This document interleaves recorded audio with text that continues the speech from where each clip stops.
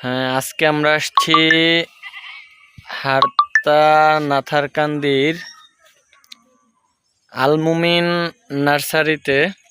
এখানে দেখুন, বাংলাদেশে সুন্দর সুন্দর যেগুলি বিদেশ থেকে আমরা বাংলাদেশে আনি সেগুলিরই দেখেন কত সুন্দর সুন্দর কমলা এখানে ধরছে, এবং হরেক রকমের কমলা রয়েছে এখানে।